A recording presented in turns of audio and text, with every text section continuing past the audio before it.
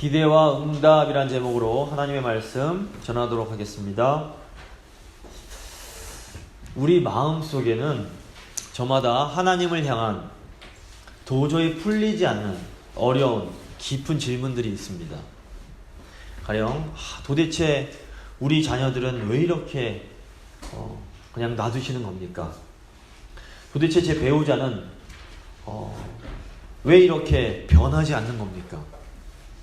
도대체 저희 집은 언제까지 이렇게 경제적으로 어려움을 겪어야만 합니까? 도대체 우리 교회는 언제쯤이야 부흥을 누릴 수가 있는 겁니까? 이런 여러 가지 질문들이 우리 안에 있을 수 있습니다. 하나님께서 정말로 우리를 사랑하신다면 왜 우리에게 이런 어려움들, 풀리지 않은 질문들을 주시는 것일까요? 예수님 당시 유대인들의 그 마음속에도 도저히 풀리지 않는 질문이 있었습니다. 도대체 이스라엘은 언제쯤 독립을 해서 평화롭게 살 수 있습니까? 라는 질문이었습니다. 유대인들에게는 하나님의 백성 이스라엘이 다른 나라의 지배를 받으면서 고통을 받는 이 상황이 도저히 이해가 되지를 않았습니다. 무리들은 예수님이 이런 자신들의 질문에 대한 대답이 되어 주시기를 기대합니다. 사람들은 예수님이 자기들이 원하는 그 이스라엘의 왕이 되어 주시기를 바랬습니다. 그래서 예수님께서 이제 예루살렘으로 들어가실 때에 사람들은 이런 자기들의 기대를 표현합니다. 예수님은 이런 사람들의 기대에 응답해 주십니다. 하지만 예수님은 예수님의 방식대로 이 사람들의 기대에 응답하십니다. 오늘 본문 보시면 세 부분으로 나눠지는데 첫 번째 하나님의 때, 두 번째 기대와 두려움, 세 번째 예수님의 응답입니다. 하나님의 때, 기대와 두려움, 예수님의 응답. 먼저 하나님의 때를 보겠습니다. 1절부터 3절까지 말씀입니다. 그들이 예루살렘 가까이 와서 감람산 벳바게에 이르렀을 때에 예수께서 두 제자를 보내시며 이르시되 너희 맞은편 마을로 가라. 곧 메인 나귀와 나귀 새끼가 함께 있는 것을 보리니 풀어 내게로 끌고 오라. 만일 누가 무슨 말을 하거든 주가 쓰시겠다 하라. 그리하면 즉시 보내리라 하시니. 예수님과 제자들이 예루살렘 동쪽에 있는 감람산에 도착을 합니다. 감람산은 지대가 예루살렘보다 높았기 때문에 그 위에서는 예루살렘을 한눈에 다 내려다볼 수 있었습니다. 근데 예수님이 여기서 갑자기 내가 나귀를 타고 예루살렘으로 들어가야겠다라고 말씀을 하십니다. 근데 복음서를 가만히 보시면 예수님께서 육지에서 무엇을 타고 여행하신 적이 한 번도 없습니다. 예수님은 이 북쪽 갈릴리에서부터 감람산에 오시기까지 줄곧 걸어서 여행을 하셨을 것입니다. 이 감람산에서 예루살렘까지 거리는 매우 가깝기 때문에 사실 나귀를 타고 갈 필요가 전혀 없습니다. 더욱이 예수님은 그동안 사람들의 주목을 받지 않기 위해서 노력하십니다. 예수님이 사람들 앞에서 병을 고치시거나 이런 놀라운 기적을 행하실 때마다 반복해서 하신 말씀이 있습니다. 마가복음 7장 36절입니다. 예수께서 그들에게 경고하사 아무에게도 이르지 말라 하시되. 예수님은 심지어 제자들에게도 자신이 누구인지를 알리지 말라고 하십니다. 마태복음 16장 20절입니다. 이에 제자들에게 경고하사 자기가 그리스도인 것을 아무에게도 이르지 말라 하시니라. 이때는 유대인들의 큰 명절인 유월절 무렵이었기 때문에 갈릴리로부터 온 순례자들이 아주 많이 있었습니다. 예수님은 이 많은 무리와 함께 아무의 눈에도 띄지 않고 조용히 예루살렘으로 들어가실 수도 있었습니다. 더욱이 유대인의 전통상 유월절 순례는 걸어서 하도록 되어 있었습니다. 그런데 오늘 본문 보시면 예수님께서 굳이 사람들의 주목을 받으면서 이 나귀를 타고 예루살렘으로 들어가시겠다라고 합니다. 그 이유가 무엇일까요? 이제 예수님이 누구신지 사람들에게 밝혀야 할 때가 되었기 때문입니다. 요한복음 2장을 보시면 가나안의 혼인잔치 이야기가 나옵니다. 이 잔치에서 포도주가 떨어지자 예수님의 어머니 마리아가 예수님께 도움을 청합니다. 이때 예수님이 마리아에게 뭐라고 하십니까? 요한복음 2장 4절입니다. 예수께서 이르시되 여자여 나와 무슨 상관이 있나이까? 내 때가 아직 이르지 아니하였나이다. 예수님이 지금까지 자신이 누구인지 사람들에게 드러내지 않으신 것은 아직 때가 되지 않았기 때문입니다. 예수님은 지금까지 이 하나님의 때를 기다리고 계셨습니다. 그런데 이제 예수님이 구약이 약속하시던 그 이스라엘을 구원할 메시아 그리스도라는 것을 드러낼 때가 다가왔습니다. 4절입니다. 이는 선지자를 통하여 하신 말씀을 이루려 하심이라. 일러스되 시온 딸에게 이르기를 내 왕이 내게 임하나니 그는 겸손하여 나귀 곧 멍에 매는 짐승의 새끼를 탔도다 하라 하였느니라. 구약의 이사야 선지자는 때가 되면 이스라엘을 구원할 메시아가 오실 것이다 라고 예언을 합니다. 이사야 62장 11절입니다. 여호와께서 땅끝까지 선포하시되 너희는 딸 시온에게 이르라. 보라 내 구원이 이르렀느니라. 보라 상급이 그에게 있고 보응이 그 앞에 있느니라. 또 스가랴 선지자는 이 메시아께서 나귀를 타고 오실 것을 예언합니다. 스가랴 9장 9절입니다. 시온에 따라 크게 기뻐할지어다. 예루살렘에 따라 즐거이 부를지어다. 보라 내 왕이 내게 임하시나니 그는 공의로우시며 구원을 베푸시며 겸손하여서 나귀를 타시나니 나귀에 잡은 것 곧 나귀 새끼니라. 예수님은 하나님의 때까지 자신이 메시아라는 것을 드러내지 않으십니다. 예수님은 조용히 하나님의 때를 기다리셨습니다. 예수님께서 유대교 지도자들이 두려웠기 때문에 그들과 싸우지 않으시고 자기가 누구인지 감추신 것이 아닙니다. 이제 겟세마네 동산에서 유대교 지도자들이 사람을 보내서 예수님을 잡으러 옵니다. 이때 베드로가 칼을 뽑아서 예수님을 잡으러 온 사람 중 한 사람의 귀를 자릅니다.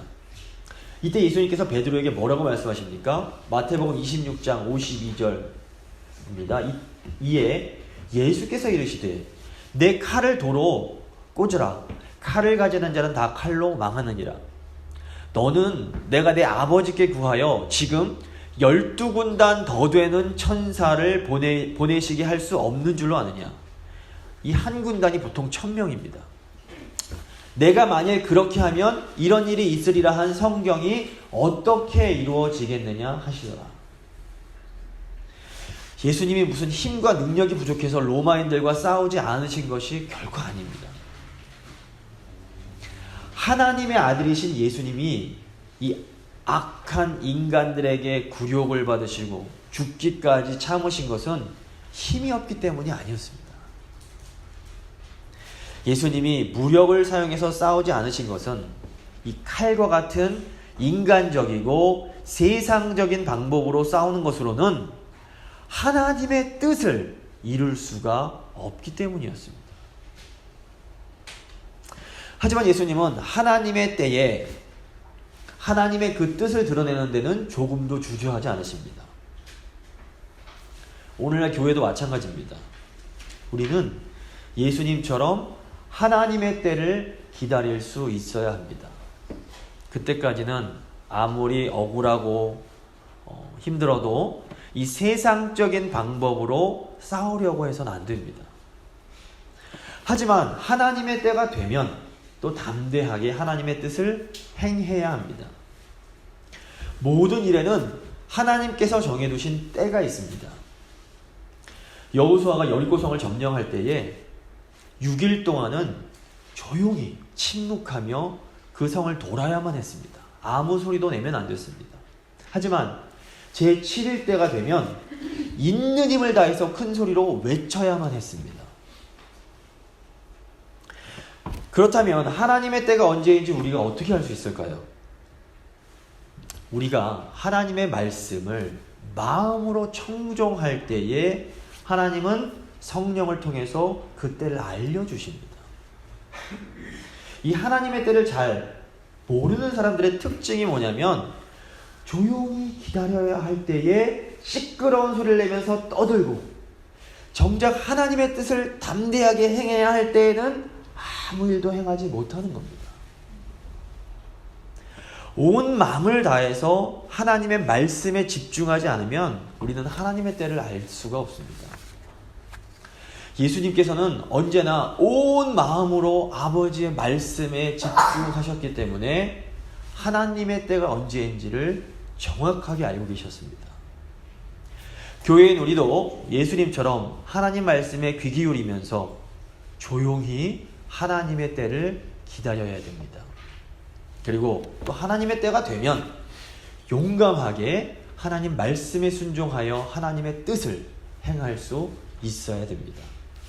두 번째, 기대와 두려움입니다. 6절, 7절, 8절 말씀입니다. 제자들이 가서 예수의 명하신 대로 하여 나귀와 나귀 새끼를 끌고 와서 자기들의 겉옷을 그 위에 얹음에 예수께서 그 위에 타시니 우리의 대다수는 그들의 겉옷을 길에 펴고 다른 이들은 나뭇가지를 베어 길에 펴고.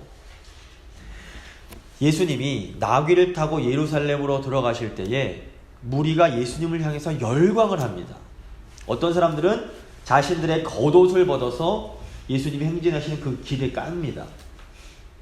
근데 예수님 당시 대부분 사람들은 겉옷이 한 벌밖에 없었습니다. 요즘처럼 옷이 여러 벌 입고 이런 상황이 아닙니다.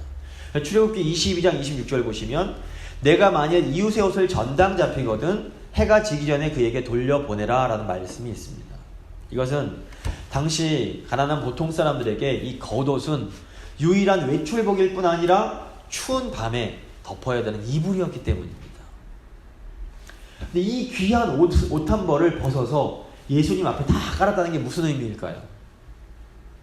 옷을 벗어서 깐다는 것은 필요하다면 우리 예수님을 위해서 모든 것을 다 드릴 수 있다는 의미였습니다. 무리들은 정말로 예수님을 너무너무 소중하게 여기고 있었습니다. 또 어떤 사람들은 나무 가지를 잘라서 예수님을 위한 축하 행렬을 만듭니다. 예수님께서 태어나시기 약 한 200년쯤 전에 마카비우스라는 사람이 이스라엘을 핍박하던 그 이방 군대를 정복하고 예루살렘에 입성하는 때가 있었습니다. 이때에도 사람들이 종려나무 가지를 흔들면서 이 마카비우스 장군을 환영합니다.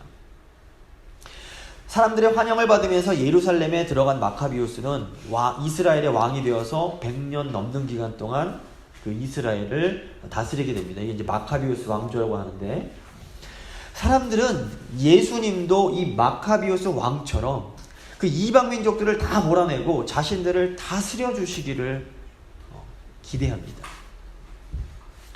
어떤 사람들은 심지어 예수님을 위해 왕의 노래를 부릅니다. 9절입니다. 앞에서 가고 뒤에서 따르는 무리가 소리 높여 이르되 호산나 다윗의 자손이여 찬송하리로다. 주의 이름으로 오시는 이여 가장 높은 곳에서 호산나 하더라.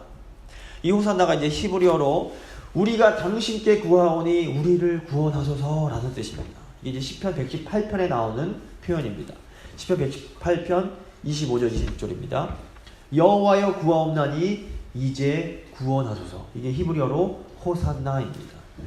여호와여 우리가 구하옵나니 이제 형통케 하소서. 여호와의 이름으로 오시는 자가 복이 있으며 우리가 여호와의 집에서 너희를 축복하였도다. 사람들은 나귀를 타고 예루살렘으로 들어오시는 예수님을 다윗의 자손이라고 부르면서 호산나 우리가 당신께 구하오니 우리를 구원하소서라고 외칩니다. 예수님을 향한 무리들의 이런 열렬한 환영이 보여주는 것이 무엇일까요? 무리들은 드디어 때가 됐구나 라고 생각을 했습니다. 무리들은 이제 예수님이 왕이 되시면 자신들을 압제하던 로마인들을 다 내쫓아버리고 자신들이 원하는 강력한 이스라엘을 만들어 주실 거라고 기대를 합니다. 이 무리들의 생각은 예수님이 왕이 되시면 자기 아들들을 한 명은 우편에 한 명은 좌편에 앉게 해달라고 부탁을 하던 이 야고보와 요한의 어머니의 생각과 조금도 다르지 않았습니다. 이렇게 유월절을 지키기 위해서 이 갈릴리로부터 내려온 무리들은 예수님이 자기들의 왕이 되어주실 거라 믿으며 크게 환호합니다. 반면에 예루살렘 성 안에 살던 사람들은 예수님께서 왕이 되실 것을 두려워합니다. 10절, 11절입니다. 예수께서 예루살렘에 들어가시니 온 성이 소동하여 이르되 이는 누구냐 하거늘 무리가 이르되 갈릴리 나사렛에서 온 선지자 예수라 하니라.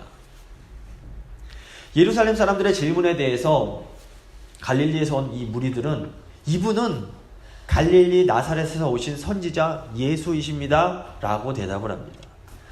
근데 여기서 선지자는 단순히 구약에 나오는 여러 선지자 중 한 명이 아니라 모세처럼 이스라엘을 구원할 그런 선지자를 의미합니다. 신명기 18장에서 모세가 장차 우리 하나님께서 나와 같은 선지자 하나를 세우실 것이다 라고 예언을 합니다. 신명기 18장 15절입니다. 내 하나님 여호와께서 너희 가운데 내 형제 중에서 너를 위하여 나와 같은 선지자 하나를 일으키시리니 너희는 그의 말을 들을지어다. 유대인들은 메시아가 바로 이 모세와 같은 선지자라고 믿었습니다. 실제로 예수님은 이 모세와 같은 선지자이셨습니다.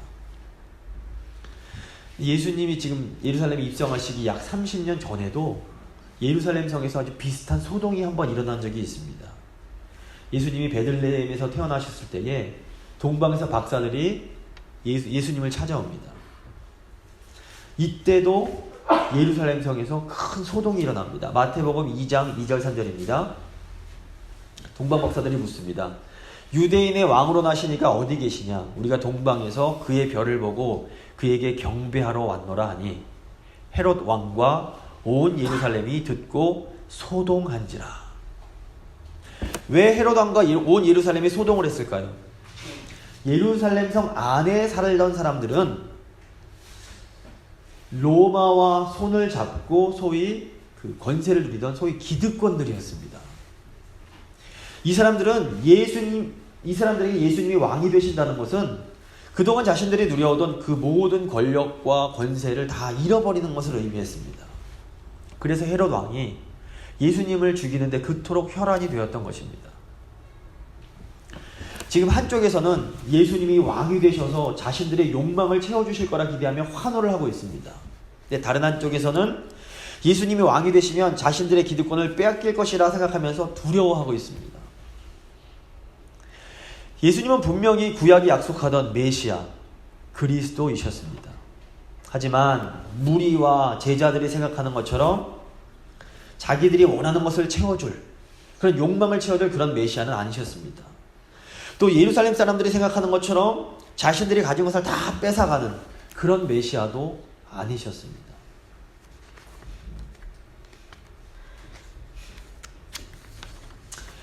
자, 오늘 예수님을 향한 우리의 기도는 무엇일까요?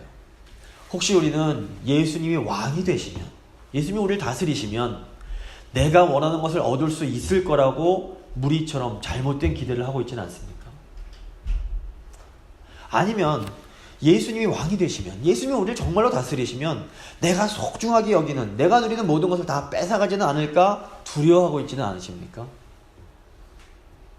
우리가 이렇게 잘못된 기대, 잘못된 두려움을 가지고 주님께 기도할 때 예수님은 우리에게 어떻게 응답하실까요? 감사하게도 예수님은 우리 모든 기도에 응답해 주십니다. 예수님은 우리가 모든 잘못된 기대와 두려움을 버릴 때까지 가만히 기다렸다가 우리의 잘못을 다 버리고 나면 그제서야 기도를 들어주시는 그런 분이 아닙니다. 예수님은 병든 자, 잃어버린 자, 소외된 자를 찾으러 이 땅에 오신 분입니다. 예수님은 우리에게 잘못된 기대, 잘못된 두려움이 있을지라도 우리가 주님께 드리는 기도를 다 들어주십니다. 그러므로 우리는 지금 어떤 상태에 있을지라도 주님 앞으로 나가서 우리의 마음을 다 쏟아내며 간절히 기도해야 합니다. 예수님은 우리의 모든 간절한 기도에 응답해 주십니다. 하지만 예수님은 항상 우리의 방식이 아니라 예수님의 방식대로 응답을 주십니다. 세 번째 예수님의 응답입니다. 요한복음을 보시면 예수님이 공생의 기간 중에서 예루살렘을 한 번만 방문하신 것이 아니라 몇 차례 방문하십니다. 그런데 마태복음 보시면 21장까지 예수님께서 예루살렘에 방문하신 내용이 한 번도 나오지 않습니다. 이것은 예수님의 마지막 예루살렘 방문이 가장 특별한 의미를 가지고 있기 때문입니다. 마태복음 보시면 베드로가 예수님을 주는 그리스도시요 살아계신 하나님의 아들이십니다 라고 고백한 직후에 예수님께서 예루살렘의 그 마지막 여행에 대한 언급을 하십니다. 마태복음 16장 21절입니다. 이때로부터 예수 그리스도께서 자기가 예루살렘에 올라가 장로들과 대제사장들과 서기관들에게 많은 고난을 받고 죽임을 당하고 제3일에 살아나야 할 것을 제자들에게 비로소 나타내시니. 그리고 이제 예수님께서 예루살렘으로 올라가시던 길에 또다시 한번 예루살렘, 그 마지막 예루살렘 여행의 목적에 대해서 알려주십니다. 마태복음 20장 17절입니다. 예수께서 예루살렘으로 올라가려 하실 때에 12제자를 따로 데리시고 길에서 이르시되 보라, 우리가 예루살렘으로 올라가노니 인자가 대제사장들과 서기관들에게 넘겨지매 그들이 죽이기로 결의하고 이방인들에게 넘겨주어 그를 조롱하며 채찍질하며 십자가에 못 박게 할 것이나 제3일에 살아나리라. 사람들은 예수님이 예루살렘에 올라가시면 왕이 되실 거라고 기대합니다. 사람들은 왕이 되어 자신들을 다스려줄 메시아를 간절히 기다렸습니다. 하지만 예수님께서 예루살렘으로 오신 것은 다윗 왕이나 마카비우스 왕처럼 왕위에 오르시기 위해서가 아니라 도리어 죽임을 당하기 위해서였습니다. 예수님은 왕좌가 아니라 십자가에 오르실 메시아이셨습니다. 사람들은 모세와 같은 선지자가 오시면 모세처럼 자기들을 그런 이방 민족의 압제로부터 구원해 줄 거라고 기대를 했습니다. 하지만 모세와 같은 선지자이셨던 예수님은 도리어 예루살렘이 곧 하나님의 심판을 받을 것이다 라는 이 심판의 선언을 하십니다. 사람들은 예수님이 자신들을 로마의 악과 그 압제로부터 구원해 주시길 바랍니다. 하지만 예수님은 로마의 지배와 가난이라는 어떤 표면적인 악뿐 아니라 악의 뿌리로부터 그들을 구원해 주기를 원하셨습니다. 사실 예수님은 사람들의 욕망이 무엇인지 너무나 잘 알고 계셨습니다. 하지만 사람들의 잘못된 욕망을 채워주시기보다는 그 욕망을 변화시켜 주시는 방법을 선택하십니다. 표면적으로만 보면 예수님을 향한 사람들의 욕망은 거절당한 것처럼 보입니다. 하지만 예수님은 사람들의 그 욕망을 사실은 가장 깊은 차원에서 만족시켜 주시기 원합니다. 2000년 전에 그러셨던 것처럼 예수님은 지금도 우리의 욕망이 가득 담긴 기도를 다 듣고 계십니다. 우리는 가급적 빨리 우리의 그런 욕망과 바램과 기대가 채워지기를 간절히 기도합니다. 하지만 예수님은 언제나 진통제를 줘서 고통을 줄여주는 것보다 보다 근본적인 치료를 하기 원하십니다. 예수님의 응답이 우리와 기대와 다르기 때문에 사실 당장에는 실망스러울 때가 많습니다. 그래서 왜 이렇게 기도를 들어주시지 않느냐고 화를 낼 수도 있고 서러워서 울며 불며 따질 수도 있습니다. 예수님을 너무나 사랑했던 제자인 베드로도 예수님께서 자신이 원하던 길이 아니라 그 왕의 길이 아니라 십자가의 길을 가겠다라고 하실 때에 예수님을 붙잡고 나서 막 화를 냅니다. 그러시면 안 된다고. 이때 예수님이 베드로에게 뭐라고 말씀하십니까? 마태복음 16장 23절입니다. 예수께서 돌이키시며 베드로에게 이르시되 사탄아 내 뒤로 물러가라. 너는 나를 넘어지게 하는 자로다. 내가 하나님의 일을 생각하지 아니하고 도리어 사람의 일을 생각하는도다 하시고. 예수님께서 베드로를 사랑하지 않은 적은 단 한 번도 없으십니다. 예수님은 베드로가 예수님을 붙잡은 것이 잘못된 사랑 때문임을 알고 계셨습니다. 하지만 이런 인간적인 생각은 예수님께서 하나님의 뜻을 이루시는 것을 방해하는 것이었습니다. 예수님이 이런 잘못된 생각을 갖고 있는 베드로를 무섭게 야단치신 것은 베드로를 너무나 사랑하셨기 때문입니다. 베드로를 꾸짖으신 예수님께서 베드로와 제자들을 향해서 이렇게 말씀하십니다. 마태복음 16장 24절입니다. 이에 예수께서 제자들에게 이르시되 누구든지 나를 따라오려거든 자기를 부인하고 자기 십자가를 지고 나를 따를 것이라. 누구든지 제 목숨을 구원하고자 하면 잃을 것이요 누구든지 나를 위하여 제 목숨을 잃으면 찾으리라. 만일 사람이 만일 온 천하를 얻고도 제 목숨을 잃으면 무엇이 유익하리요? 사람이 무엇을 주고 제 목숨과 바꾸겠느냐? 지금 우리 안에 혹시 베드로 같은 모습은 없는지 한번 잘 생각해 보시기 바랍니다. 우리도 이 베드로처럼 예수님을 정말로 사랑하면서도 잘못된 사랑 때문에 인간적인 방법으로 주님의 길을 막을 수도 있습니다. 이때 주님은 우리가 원하는 응답을 주시지 않을 수 있습니다. 하지만 이것이 주님께서 우리를 사랑하시지 않기 때문에 그러는 것이 결코 아닙니다. 도리어 주님이 우리를 너무 사랑하시기에 우리에게 참 생명을 주시기 위해서 때로 우리의 기대를 응답하지 않으시는 겁니다. 말씀을 마무리 짓도록 하겠습니다. 우리는 종종 잘못된 기대 또는 잘못된 두려움을 가지고 주님께 기도합니다. 예수님은 우리의 모든 기도를 들으시고 응답하시되 예수님의 방법대로 응답해 주십니다. 그래서 예수님은 때로 우리가 간절히 원하는 것을 주지 않으실 수 있습니다. 도리어 예수님은 우리에게 인간적인 욕심과 인간적인 방법을 버리고 자기를 부인하고 너의 십자가를 져라 라고 말씀하십니다. 근데 우리가 이렇게 내 욕심을 버리고 우리에게 주어진 십자가를 지고 주님을 묵묵히 따라갈 때에 주님은 우리가 상상할 수 없는 참된 생명과 기쁨을 허락해 주십니다. 이 주님께서 주시는 참된 생명과 기쁨을 누리는 우리 모두가 될 수 있기를 간절히 소망합니다.